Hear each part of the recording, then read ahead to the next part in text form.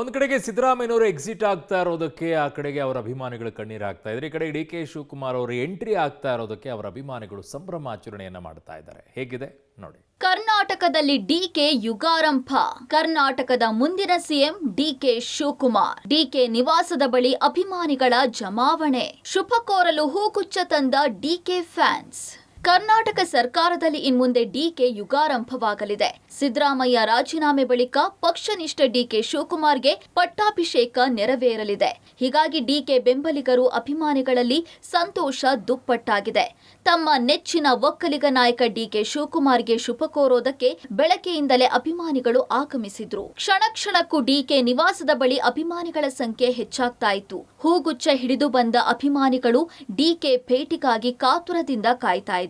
DK CM ಸಿದ್ದರಾಮಯ್ಯನವರು ಕರೆದಿದ್ದ breakfast ಮೀಟಿಂಗ್ಗೆ ತೆರಳಿದ ವೇಳೆ ಡಿಕೆ ಪರ ಜೈಘೋಷ ಹಾಕಿದ್ರು. ಮುಂದಿನ ಮುಖ್ಯಮಂತ್ರಿ ಡಿಕೆ ಶಿವಕುಮಾರ್ ಅಂತ ಘೋಷಣೆ ಹಾಕಿದ್ರು. ಸಿಹಿ ಹಂಚಿ ಸಂಭ್ರಮಾಚರಣೆ ಮಾಡಿದ್ರು. ಸದಾಶಿವನಗರದ ಡಿಕೆ ನಿವಾಸದ ಬಳಿ ಅಭಿಮಾನಿಗಳು ಬೆಂಬಲಿಗರು ಜಮಾವಣೆ ಹಿನ್ನೆಲೆ ಬ್ಯಾರಿಕೇಡ್ ಹಾಕಿ ಭದ್ರತೆಯನ್ನ ಹೆಚ್ಚಿಸಲಾಗಿತ್ತು.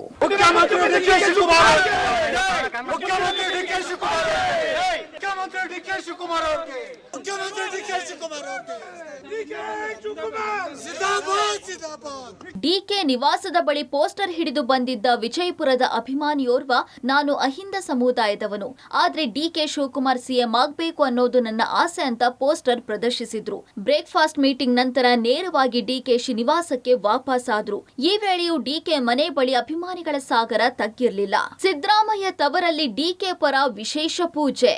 ಗಣಪತಿಗೆ 101 ಈಡುಕಾಯಿ ಒಡೆದು ಪ್ರಾರ್ಥನೆ. ಕಾಂಗ್ರೆಸ್ನ ಚಾಣಾಕ್ಷ ರಾಜಕಾರಣಿ ಡಿಕೆ ಶಿವಕುಮಾರ್ಗೆ ಪಕ್ಷ ಪಟ್ಟ ಕಟ್ತಾ ಇದೆ. ಡಿಕೆಶಿಗಾಗಿ ಸಿದ್ದರಾಮಯ್ಯ ತವರಲ್ಲಿ ವಿಶೇಷ ಪೂಜೆ ನೆರವೇರಿಸಲಾಯಿತು. ಡಿಕೆಶಿ ಸಿಎಂ ಆಗಿ ಪ್ರಮಾಣ ವಚನ ಸ್ವೀಕರಿಸಲಿ ಅಂತ ಅಖಿಲ ಕರ್ನಾಟಕ ಒಕ್ಕಲಿಗರ ಸಂಘದ ವತಿಯಿಂದ ಪೂಜೆ ಮಾಡಲಾಯಿತು. ನಗರದ ಗಣಪತಿ ದೇವಸ್ಥಾನದಲ್ಲಿ 101 ತೆಂಗಿನಕಾಯಿ ಒಡೆದು ಅಭಿಮಾನಿಗಳು ಪೂಜೆ ಸಲ್ಲಿಸಿದ್ರು.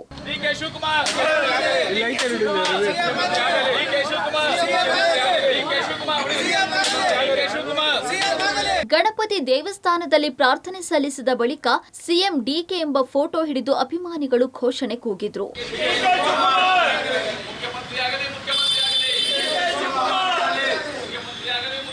ರಾಜ್ಯದ ನೂತನ ಸಿಎಂ ಡಿಕೆ ಶಿವಕುಮಾರ್. ನೊಣವಿನಕೆರೆ ಅಜ್ಜಯ್ಯನ ಮಠಕ್ಕೆ ಡಿಕೆ. ಬ್ರೇಕ್ಫಾಸ್ಟ್ ಮೀಟಿಂಗ್ನ ನಂತರ ಡಿಕೆ ಶಿವಕುಮಾರ್ ಅಜ್ಜಯ್ಯನ ಮಠಕ್ಕೆ ಭೇಟಿ ನೀಡಲಿದ್ದಾರೆ. ಹೀಗಾಗಿ ಮಠದಲ್ಲಿ ಸಂಭ್ರಮ ಮನೆ ಮಾಡಿತ್ತು. ಡಿಕೆ ಸ್ವಾಗತಕ್ಕಾಗಿ ಸಿದ್ಧತೆ ಆರಂಭಿಸಲಾಗಿದೆ. ನೊಣವಿನಕೆರೆ ಕಾಡಸಿದ್ದೇಶ್ವರ ಮಠದ ಕರಿವೃಷಭ ದೇಶಿಕೇಂದ್ರ ಶಿವಯೋಗೇಶ್ವರ ಶ್ರೀಗಳು ಪ್ರತಿಕ್ರಿಯೆಗೆ ನಿರಾಕರಿಸಿದ್ರು.